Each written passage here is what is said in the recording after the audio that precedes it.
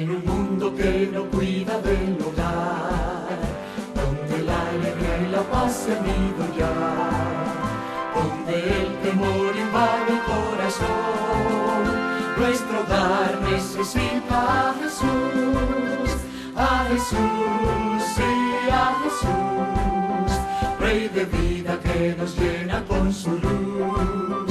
La familia necesita de su amor para darle paz y gozo al corazón.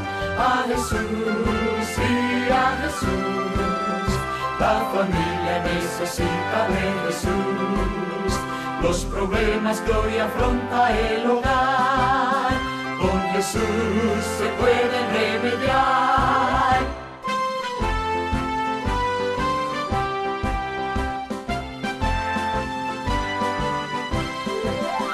En un mundo que no cuida del hogar, donde la alegría y la paz se han ido ya, donde el temor invade el corazón, nuestro hogar necesita a Jesús, sí, a Jesús. Voy a ser breve. Vamos a recuperar 15 minutos. Si voy demasiado rápido, me lo dicen y voy a aminorar la marcha. Esta mañana mencionábamos que Satanás tiene el propósito específico de destruir una de las dos instituciones que vienen al ser humano desde la creación, antes del pecado y continúan después del pecado. Yo sugiero que tomen notas, si tienen un papelito, un lápiz, porque la información que vamos a suministrar van a desear volver a repasar. ¿Cómo puedes tú resguardar tu matrimonio? ¿Cómo puedes? Ya se me fue.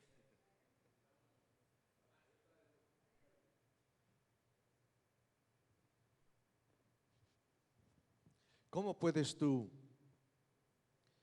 mantener tu matrimonio incólume? Le demos un poquito más de volumen a este porque estoy acostumbrado al otro. ¿Cómo puedes tú proteger tu matrimonio?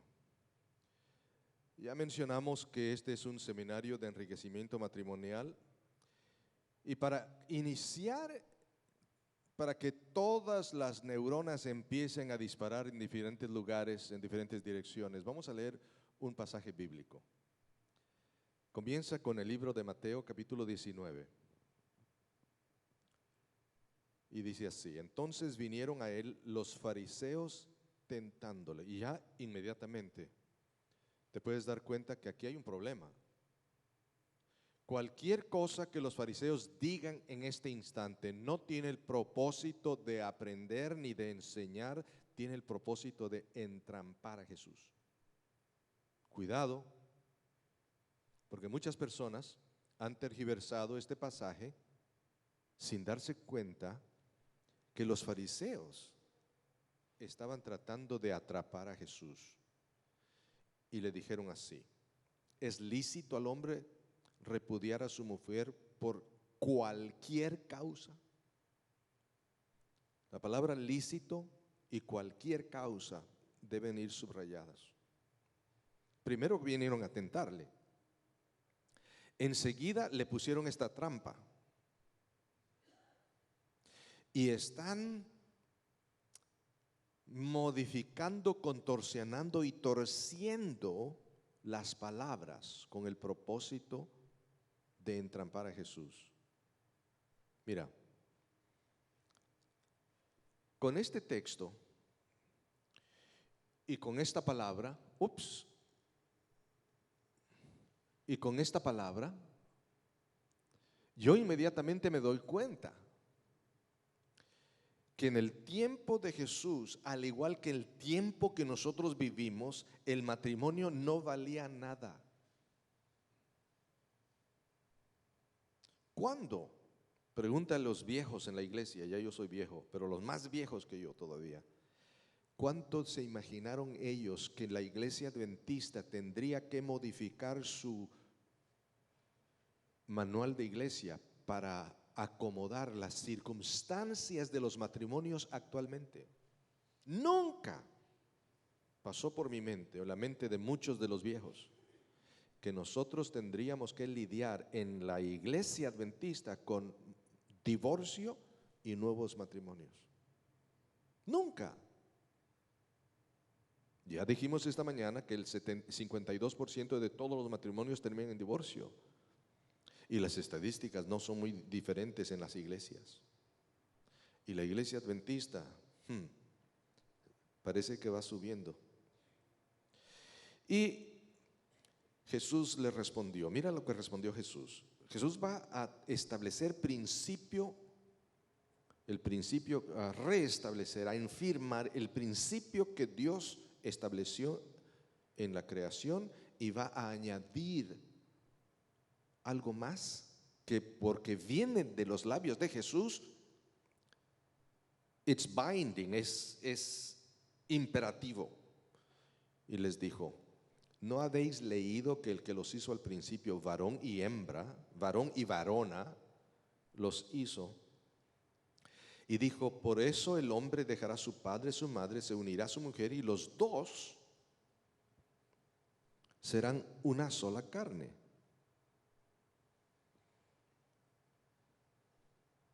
Así que no son ya más dos, sino una sola carne.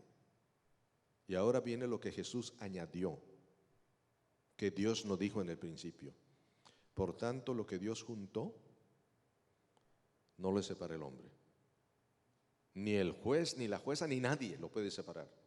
Ni las circunstancias lo pueden separar.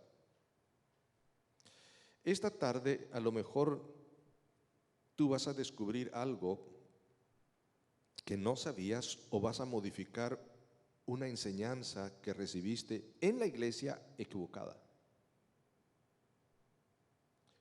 Y le dijeron, ¿por qué pues mandó Moisés dar carta de divorcio y repudiarla? ¿Quién fue el que mandó? ¿Dios? No, Moisés. Y él les dijo, por la dureza de vuestro corazón, Moisés os permitió, Moisés, no Dios, Dios no permitió el divorcio. Fue Moisés y lo hizo por la maldad de los hombres, porque mataban a sus mujeres. Mas al principio no fue así. Cuidado con lo que vamos a leer ahora, escucha. Y dijo y yo os digo que cualquiera que repudia, le da carta de divorcio a su mujer, salvo por causa de, no es adulterio. ¿Causa de qué? No es adulterio. ¿Es fornicación o es adulterio? ¿O son la misma cosa? ¿O son distintos? ¿Cuán distintos? Vamos a averiguar. El manual de iglesia estaba escrito mal. Ahora lo modificaron un poco, pero todavía está mal. Decía, salvo por causa de adulterio. Ahora pusieron por causa de adulterio o fornicación. No dice así la Biblia. Es por causa de fornicación. Hay una diferencia sustancial entre el adulterio y la fornicación. Y se casa con la repudiada, adultera. Veo símbolos de pregunta en la cara de muchos de ustedes. Eso es bueno. Porque hoy vamos a quitar esa pregunta de sus rostros. Fornicación es uno, adulterio es el otro. Fornicación es un acto, adulterio es una condición. Fornicación es la causa que lleva a adulterio, produce adulterio. Lo voy a explicar. Mantengan abierta la mente. Y nosotros no vamos a discutir aquí los méritos o deméritos del divorcio, pero queremos hacer una relación en este caso para identificar cuál es el sexo prohibido. Y hay dos palabras aquí. Ya yo he estado jugando con las palabras. Una de ellas viene del griego porneia y el otro viene del griego moigeia. Los otros usos para la palabra fornicación, porneia, son pornografía, pornográfico, prostituta, prostitución, fornicario. Ese es porneia. Ahora les voy a dar una definición de fornicación. Es un acto o acción, es un verbo. El uso indiscriminado de la habilidad sexual, la reducción de otra persona al nivel de objeto o cosa, la degradación de otro para gratificación sexual. ¿Cómo se llama esto? Pornografía, prostitución, fornicación, porneia. Ustedes me perdonan, este es el hombre que Dios usó para escribir esa definición. Y este, por supuesto, es el Evangelio según San Carlos, ¿eh?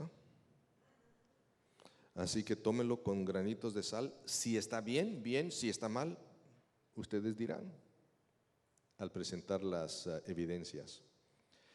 Es la dehumanización de una persona, de un individuo, la persona de un individuo, tal como en Proverbios capítulo 6, versículo 26. Mira lo que dice: porque a causa de la mujer ramera el hombre es reducido a un bocado de pan. Fíjate que generalmente nosotros pensamos que el cliente de una ramera, de una prostituta, es el que rebaja a la prostituta. Es todo lo contrario. La prostituta rebaja a su cliente. No es la prostituta la que se rebaja, es el hombre que se mete con la prostituta. La prostituta lo reduce a un pedazo de pan, lo dehumaniza. Y es interesante notar que la fornicación es un pecado privado, impersonal. Mira lo que dice 1 Corintios 6, 18. Huid de la fornicación. Otro pecado que el hombre cometa está fuera del cuerpo, mas el que fornica contra su propio cuerpo peca.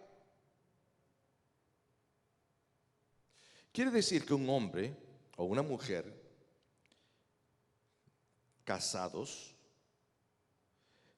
que comete fornicación no está cometiendo fornicación contra su mujer o contra su esposo, está cometiendo fornicación, pecado contra sí mismo, lo que dice la Biblia. ¿Estamos de acuerdo? Digan amén. ¿O estoy torciendo el sentido de la palabra? Ahora viene la palabra adulterio, que viene del griego moigeia. Y ahora les voy a dar una definición. Moigeia es un estado, es una condición, es la dilución o disolución de lo que Dios unió al principio. Dejará el hombre su padre y su madre, se unirá con su mujer, serán una sola carne. Ese se llama matrimonio.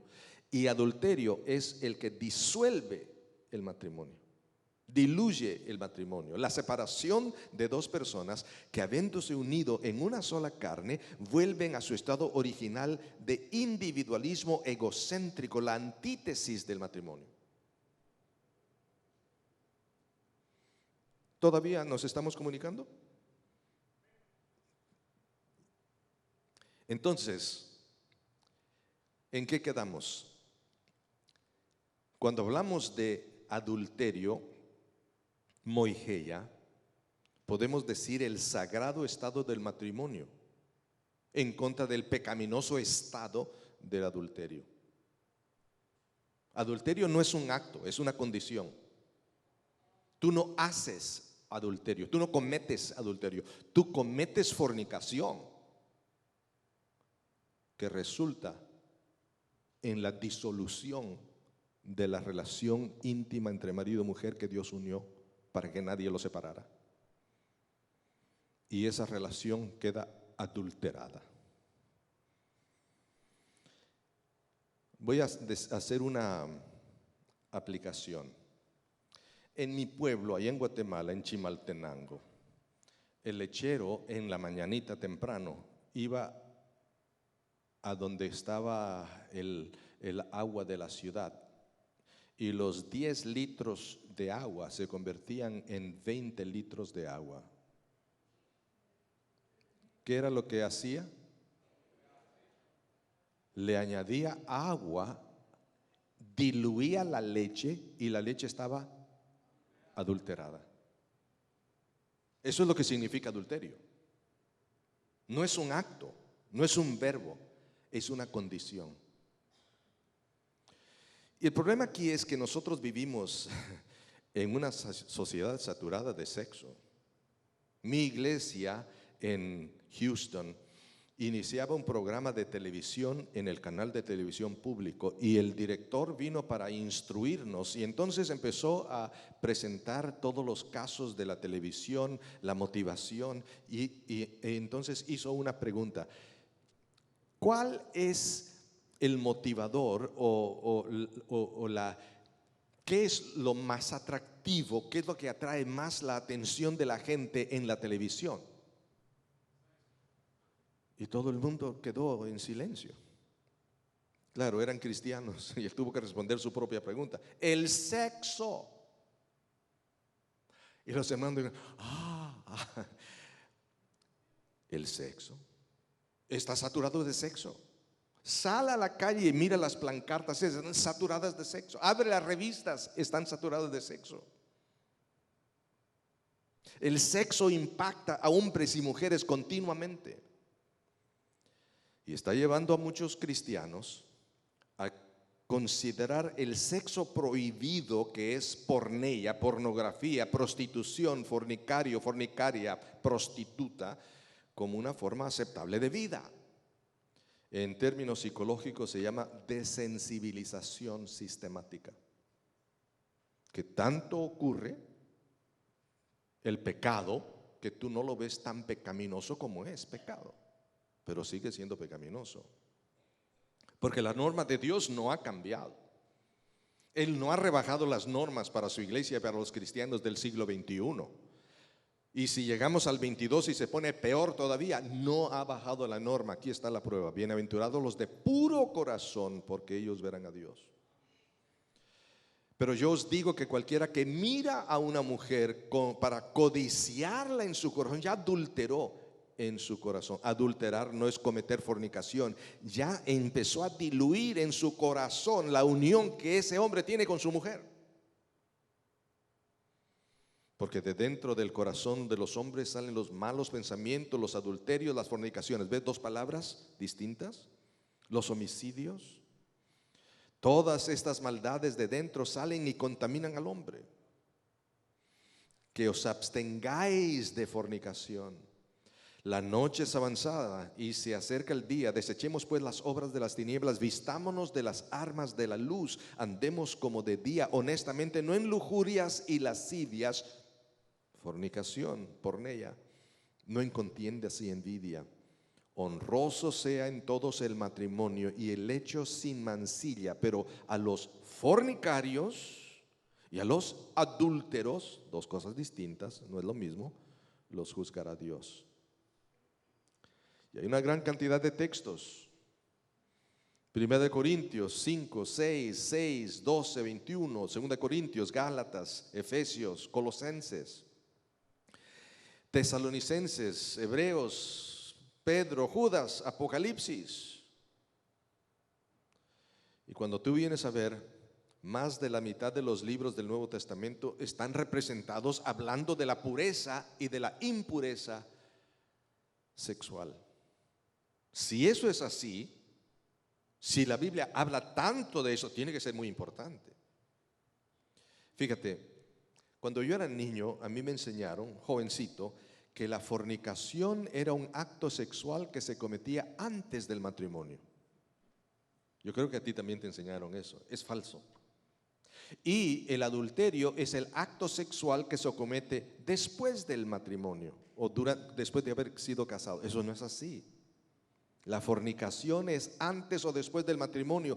El adulterio es lo que ocurre a consecuencia de la fornicación en una pareja que está unida para toda la vida. Y algo ocurre que los separa. Tal como el lechero diluía la leche en mi pueblo, la fornicación diluye el vínculo que une a dos personas para toda la vida. ¿Ok?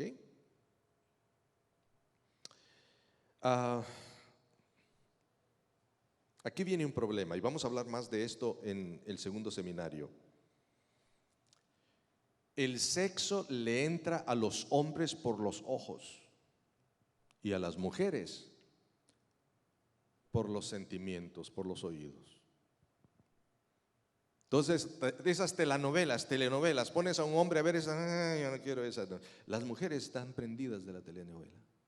Relación. Y están viviendo en una forma vicaria los pecados de todos esos que están en la telenovela o en las películas. Los hombres no.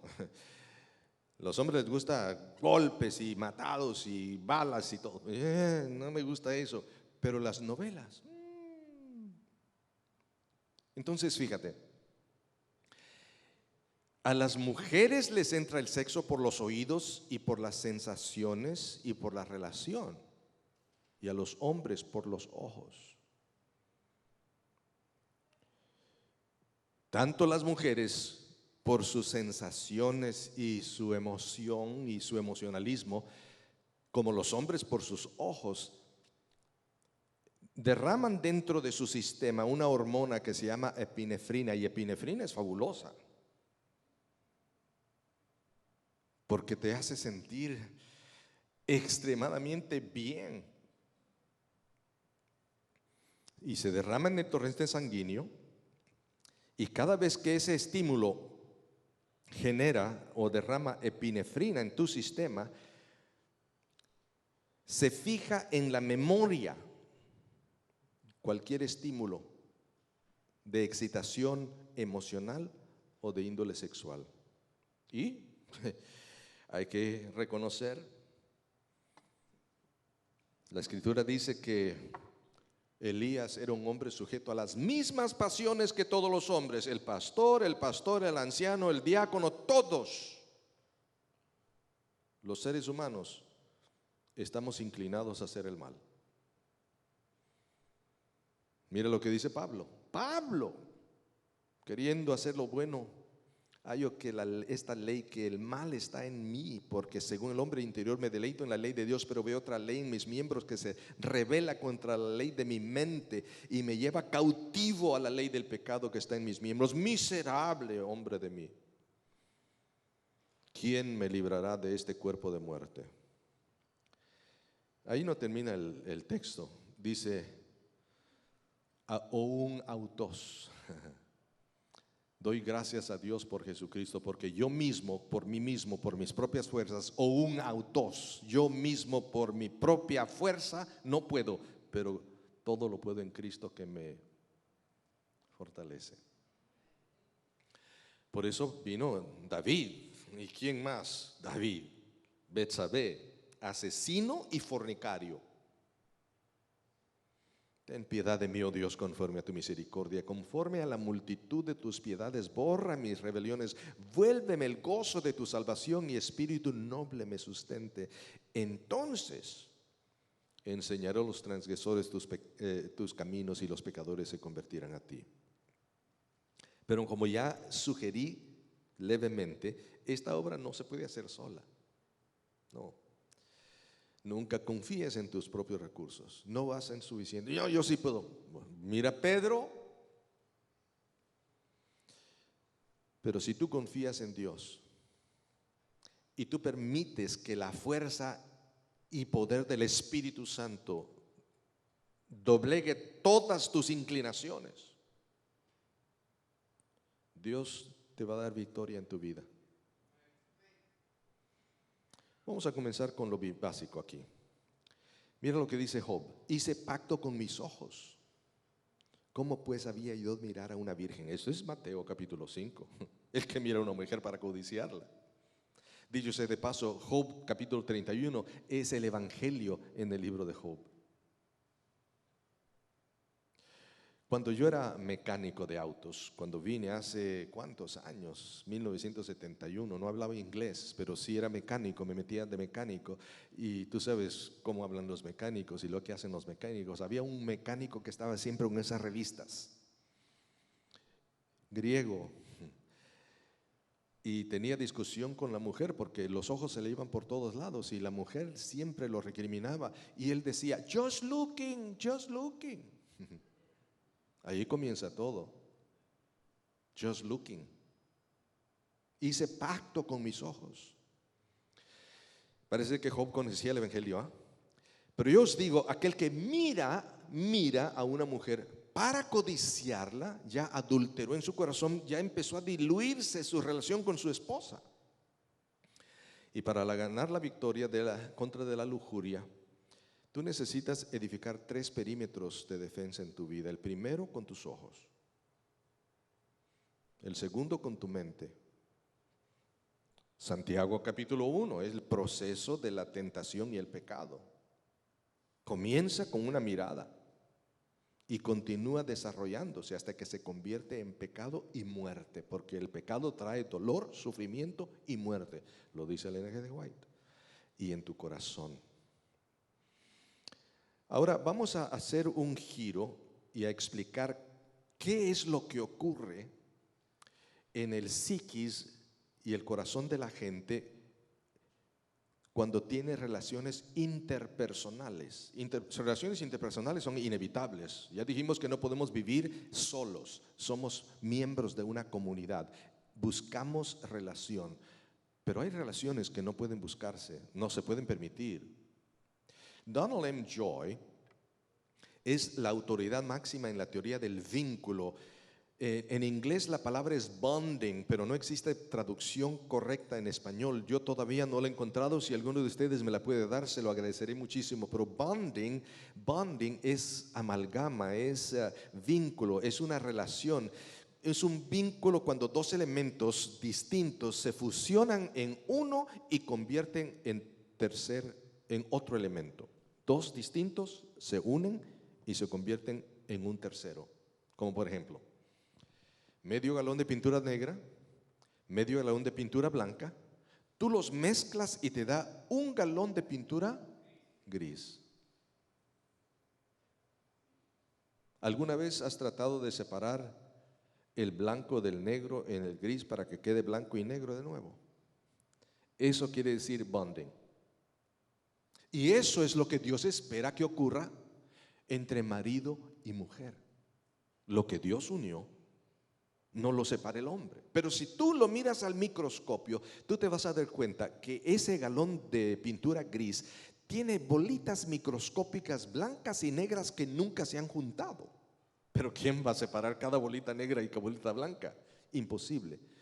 Pero realmente la pintura no se mezcla absolutamente, sino que quedan pedacitos microscópicos, bolitas de blanco y negro que cuando tú los mezclas y los ojos lo ven, es gris.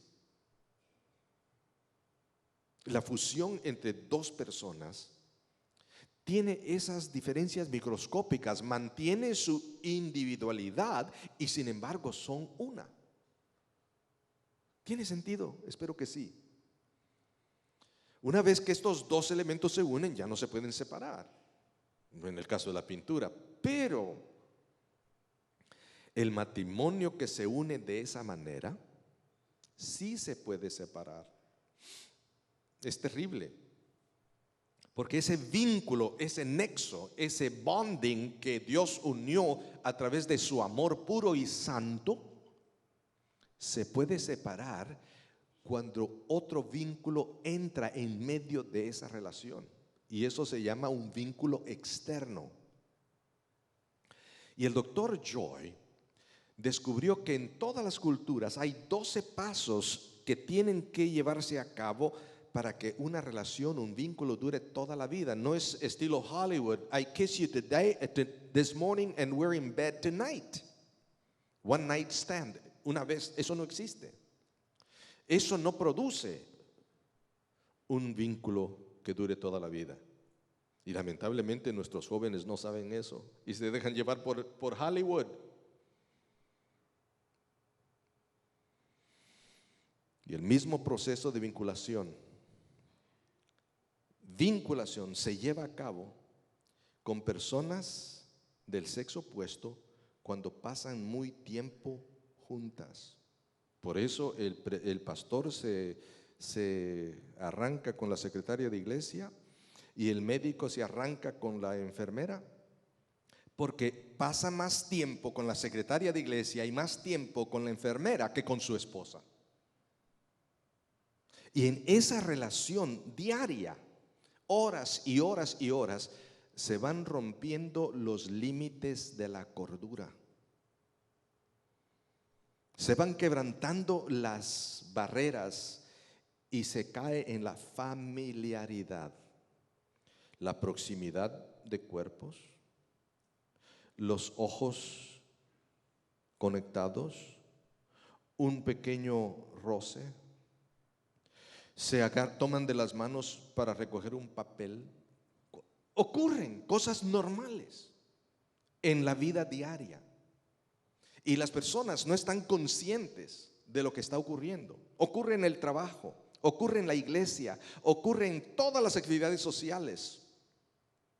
Porque se tienen un proyecto común, tienen objetivos comunes, están trabajando juntos y a través de esa unión, de esa relación, de pronto se van uniendo estas dos personas que tienen un matrimonio con otra persona y se van separando de sus cónyuges y ese nuevo vínculo destruye el vínculo original que se llama matrimonio.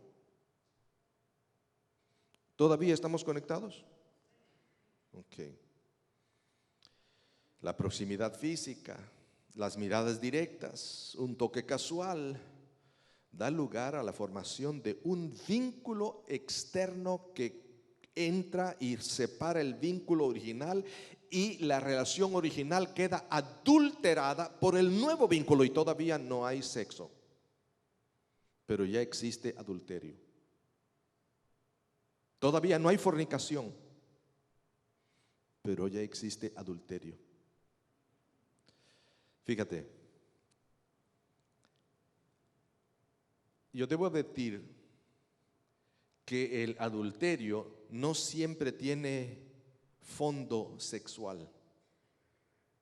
El adulterio de una relación matrimonial la puede adulterar la iglesia. La iglesia puede adulterar la relación del pastor con su esposa cuando los hermanos de la iglesia dicen, no, ¿por qué no nos atiende a nosotros? Yo hice una encuesta semi profesional en una de mis iglesias.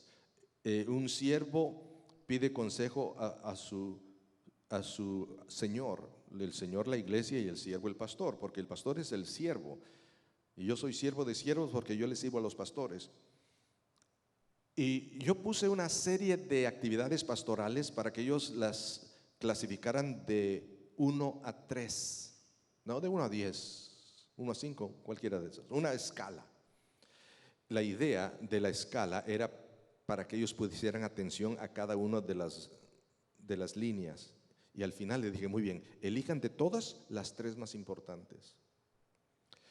Y entre ellas incluía tiempo de estudio, devoción personal, tiempo con la familia, con los hijos, tiempo de visitación, preparación de sermones, todas las actividades del pastor. Ni uno solo puso que el pastor debía estar en comunión con Dios. Y la esposa, olvídate. Entonces, ¿cómo puede el pastor, si no tiene la iglesia de su corazón en conexión con Dios, atender la iglesia de su familia, esposa e hijos, y después atender la iglesia de Dios? Imposible. Los hermanos no entienden. Y le ponen presiones a los pastores que destruyen su matrimonio y adulteran el matrimonio del pastor. Fíjate, una suegra puede adulterar un matrimonio. Ay, ay, ay, ay, ay. Sí, empieza a entrometerse y a meterse y a meterse y a meterse. ¿Qué tiene que ver la suegra con el matrimonio? Váyase a su casa. Deja al padre a la madre, se une a su mujer. Si tú te casas, no te metas en la casa de tus padres, ni de los tuyos ni de tu esposa. El que se casa, dice, ok, aunque sea una covacha. Los hijos pueden adulterar un matrimonio. La mamá dice, ay, no tengo que cuidar a mis hijos, y descuida al marido. No, si tú descuidas al marido, le estás haciendo el daño más grande a tus hijos. El marido viene primero y después los hijos. pastor, sí, Señor. Porque los hijos vienen y se van y el matrimonio permanece. Pero cuando tú le das toda tu atención a tus hijos y descuidas a tu marido, se van tus hijos y te quedas sin marido. Y eso se llama the empty nest syndrome, el síndrome del nido vacío. Y cuando se van los hijos, ya los esposos no saben qué hacer porque no tienen relación. Adulterado el matrimonio. El Señor Jesús era el ser más dulce y más amoroso que te puedes imaginar. Pero nunca, nunca permitió la familiaridad. Yo me acuerdo que yo tuve una directora de ministerios personales en una de mis iglesias. Extraordinaria esa mujer. Estaba continuamente buscando estudios bíblicos y fabulosa. Y yo tenía mucho que ver con ella. Y un día me dice esta hermana querida, muy linda, buena, sin ser pastor, yo no lo entiendo usted, a ver, explícame. Usted es tan bueno y tan amable con nosotros, pero cuando uno se quiere acercar a usted, como que pone una barrera. Le digo, hermana querida, es que esa barrera se encuentra allí porque la única que puede penetrarla es mi esposa.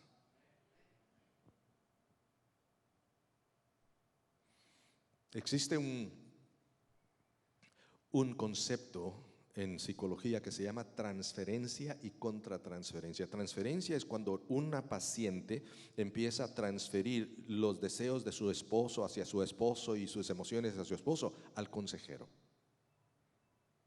Porque el consejero la escucha, porque la ayuda y empieza a cambiar todo lo que le tenía que dar al marido al consejero. Y el consejero se da cuenta. El problema es cuando el consejero responde. Y eso se llama contratransferencia. Y hay tantos pastores que han perdido su ministerio porque no saben lo que eso significa. ¿Me explico? ¿Todavía están conmigo? Okay. Entonces, ¿cuál es la respuesta? Bueno, Hebreos 12:14 dice: seguid la paz con todos y la santidad, sin la cual nadie verá al Señor. Sed pues vosotros perfectos, como vuestro Padre que está en los cielos es perfecto. Ahora les voy a explicar cómo es que funciona esto fisiológicamente, porque es asunto de hábitos. Tú te formas un hábito. Los hábitos son buenos cuando son buenos. Si son malos hábitos, son malos. Pero los hábitos son necesarios en la vida del ser humano. Tú vives por hábitos. Tu vida es una vida de hábitos. A ver, ¿qué zapato fue el que te pusiste hoy el primero? ¿El derecho o el izquierdo? ¿Cuántos se pusieron el derecho? Quiero ver las manos. ¿Cuántos se pusieron el izquierdo? ¿Cuántos no se pusieron zapato porque no levantaron la mano? El zapato que te pusiste hoy es el que te has puesto toda la vida. Cuando te pones una camisa o una blusa, ¿dónde metes la mano? ¿A la derecha o a la izquierda? Toda la vida. Los hábitos ahorran una gran cantidad de energía, porque si tú tuvieras que decir, bueno, me pongo el derecho o el izquierdo, meto la mano primero, al fin del día estarías exhausto, gastando mucha energía nerviosa. Pero los hábitos te ayudan a hacer todo lo que necesitas hacer con el mínimo uso de energía. Pero estos hábitos se forman en todos los ámbitos de la vida, y esto es así como funciona. El cerebro, la masa encefálica es tremenda computadora que todavía los científicos no la conocen ni la van a conocer porque es ilimitada. Es la que controla todo el cuerpo y trabaja con 15 watts de potencia. No sé, todavía, ¿alguna vez has visto un bombillo de 15 watts? Apenas alumbra. Eso es lo que necesita el cuerpo para funcionar. Y los nervios del cerebro se conectan uno con el otro y se comunican de una manera extraordinaria. Lo dice la hermana White, eso es el libro de educación. El cerebro comunica un pensamiento a través de todo el sistema, la red neurológica del cuerpo que está diseminada por todo el cuerpo, más de 200.000 millones de células nerviosas. Al principio eran 100.000, después 200.000, 1.000.000, 2 millones, ahora son miles de millones. Y estas se comunican por medio del sistema nervioso central y el sistema nervioso autónomo. Sistema nervioso central es cuando tú tomas una decisión. Voy a tomar agua. Sistema nervioso autónomo es cuando sientes que te vienen a picar el ojo y cierras el párpado sin darte cuenta. Sistema nervioso central es cuando tomas, este teléfono ya no sirve, ¿no? Mira, central. Sistema nervioso autónomo es cuando tú tocas una plancha tibia y piensas que está caliente, pero no te detienes a ver, está caliente, ¡ay! Me estoy quemando. No, inmediatamente. Autónomo. ¿Está claro? Okay. Y el sistema nervioso autónomo baja por toda la columna con todas las conexiones neurológicas. El doctor Sir John Eccles, australiano, fisioneurólogo que recibió el premio Nobel, hizo investigaciones sobre la conexión sináptica, quiere decir cuando se juntan una célula con otra, como esta, por ejemplo. Aquí está el citoplasma, aquí están las dendritas, aquí está el axón y nuevas dendritas para la próxima célula. Y descubrió que cuando él hacía pasar corriente eléctrica por una serie de células para juntarlas, porque están separadas, se iban creando una serie de botoncitos y le puso el nombre francés de boutons. Y mientras más boutons tenía, más fácil conectaba. Es como un switch, se enciende y se apaga. Se apaga, se enciende. Y mientras más botoncitos, boutons, más rápido. Y hay dos químicos que facilitan el proceso o dificultan el proceso. Uno se llama ACH, acetylcholine o acetilcolina. Facilita el flujo de corriente. Se forma la sinapsis química con esos botoncitos y mientras más botoncitos, más fácil que se haga la conexión. El otro químico se llama GABA, gamma aminobutyric acid, ácido gamma aminobutírico, y es el que pone pare. ACH fluye. GABA para. GABA detiene el flujo de la corriente. Por ejemplo, se necesitan 10 milivoltios para dispararse o para no dispararse. Por ejemplo, voy a dar un ejemplo. Hace 5 meses me convertí en vegan. Ya le dije al pastor, la razón por la que hice es que cuando me ponían una pelota para meter gol no alcanzaba la pelota. Y dije, estoy comiendo demasiado azúcar y demasiado queso. Voy a cortar el queso y el azúcar. Es que yo soy adicto al azúcar. Y lo corté.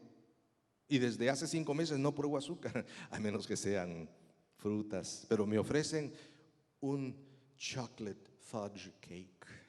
Oh. Y viene una hermana en la iglesia y yo la miro, viene directa hacia mí con un chocolate fudge cake.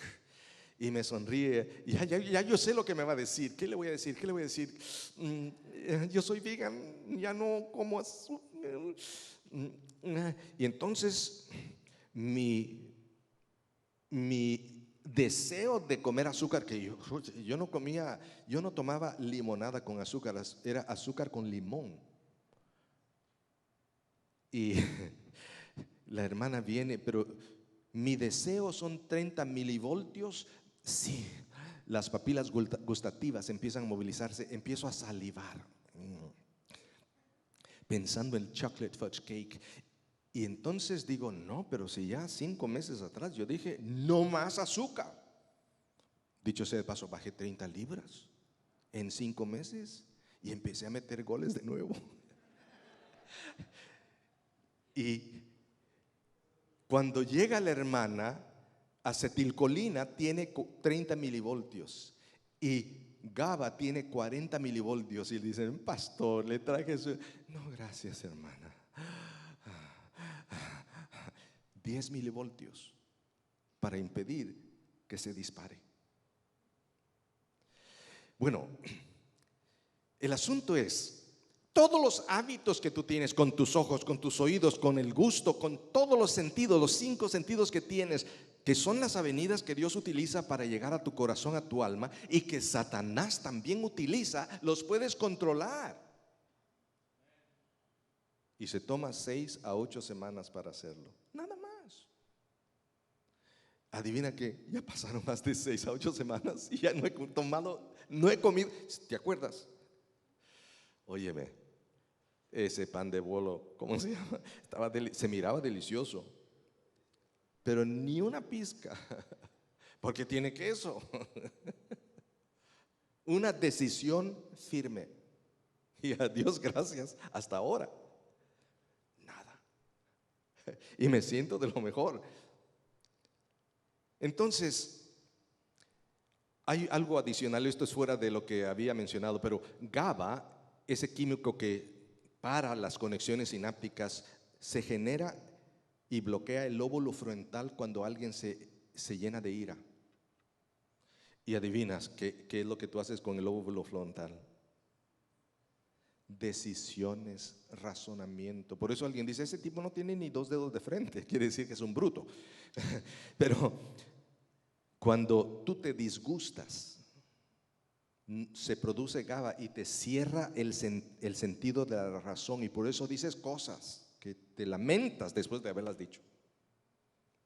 Pero eso es aparte. Aquí hay un problema.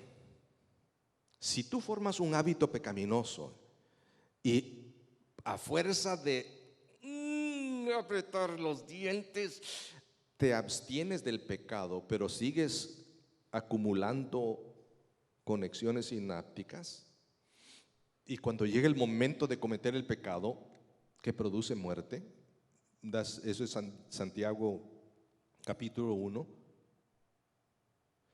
si tú estás cansado, no puedes producir GABA.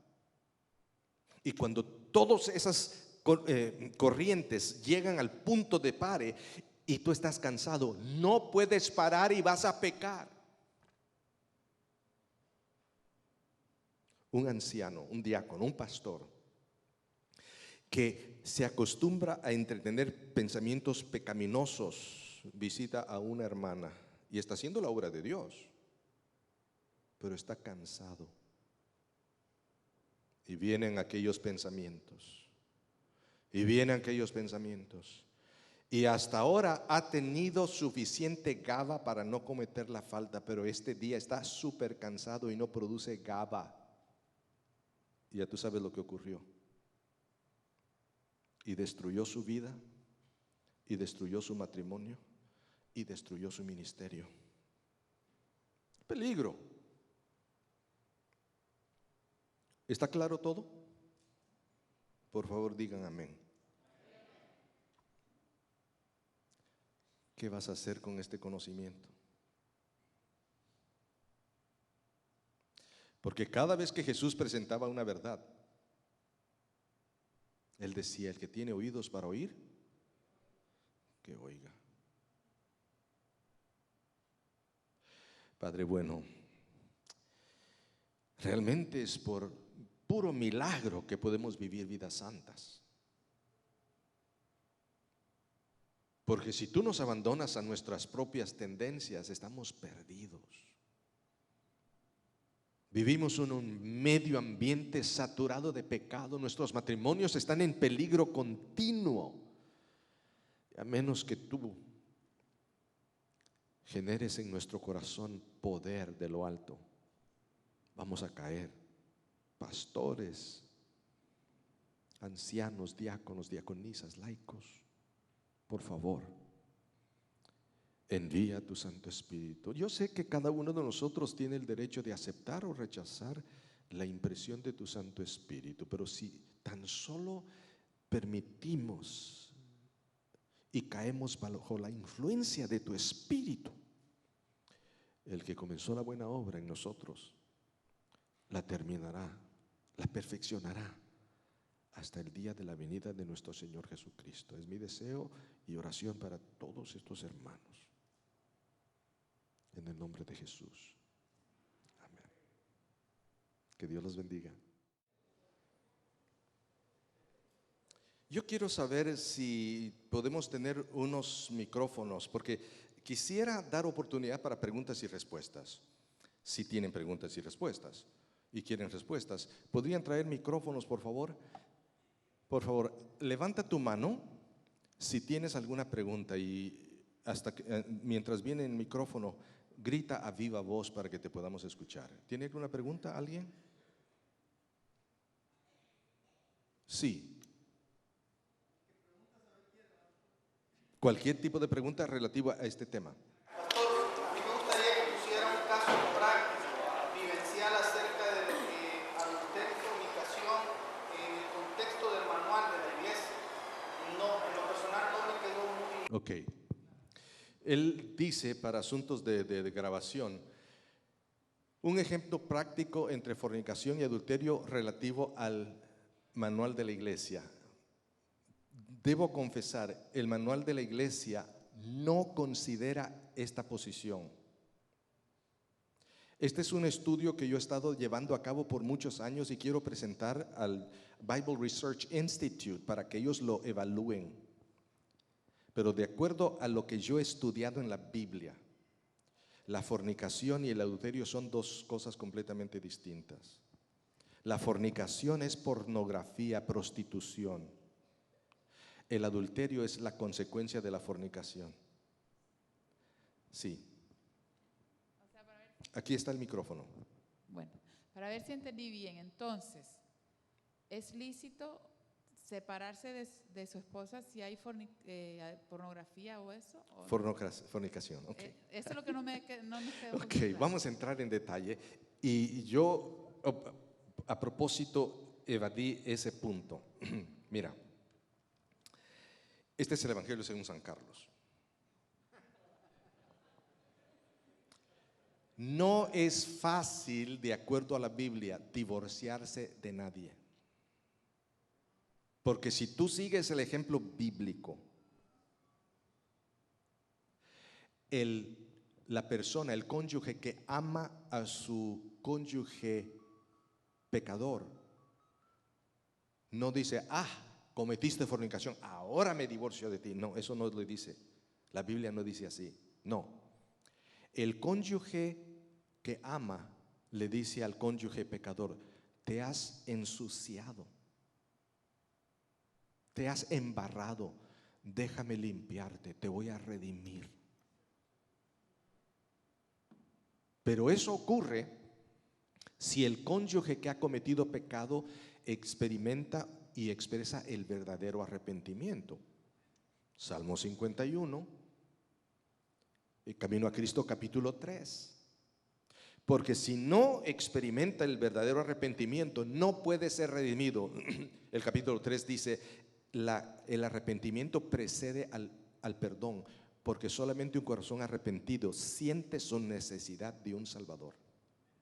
Entonces, para elaborar más el asunto, cuando un cónyuge comete fornicación, el cónyuge que ama dice te voy a redimir, pero el cónyuge que cometió fornicación dice no quiero, déjame, no quiero. Y el cónyuge que quería redimir a su amado o amada dice quise redimirlo, pero no me lo permitió, voy a tener que dejarlo. ¿Qué fue lo que ocurrió cuando Jesús dijo, ¿por qué me has abandonado? ¿Qué es lo que va a ocurrir cuando los impíos mueran eternamente? ¿Qué es lo que ocurrió con Israel? ¿Cómo te dejaré? ¿Cómo te abandonaré? ¿Cómo haré contigo como Adma? Porque no quiso ser redimido. ¿Explica eso? Sí. ¿Quieres seguir? Follow up the question. ¿Está claro? Está claro. ¿Otra pregunta? Por favor, ponte en pie para que corran con el micrófono por tiempo. Muy bien, no más preguntas.